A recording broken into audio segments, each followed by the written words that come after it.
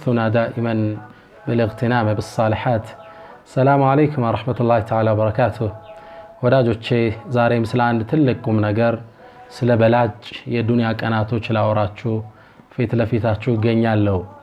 አላህ ቸር አዛኝ የሆነ ጌታ ነው። ሁሌም ባሮቹን በጸጋው ይከባቸዋል።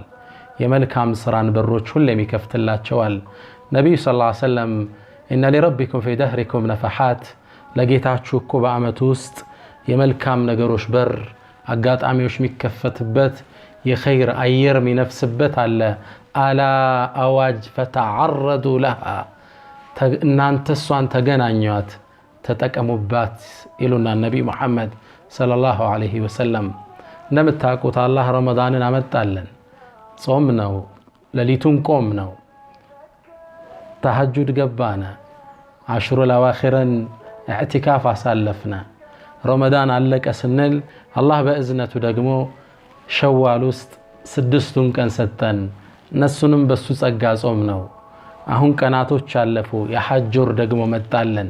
በተለይ እነዚህ 10 ቀናቶች ወደኛ መጡ። እነዚህን 10 ቀናቶች እንጠቀምባቸው ዘንድ አንድ ሁለት ነጥቦችን ለእናንተ ማስታወስ ወደድኩ። አስአላህ التوفيق والإخلاص والسداد والصواب። እነዚህ ቀናቶች እጅግ አላህ ዘንድ የተከበሩ ከዱንያ ቀናቶች በላጮች ናቸው። ክብራቸውን አንድ ሁለት ሶስት ብዬ ልዘርዝርላችሁ ለመጠቀም ጉልበት እንድናገኝ።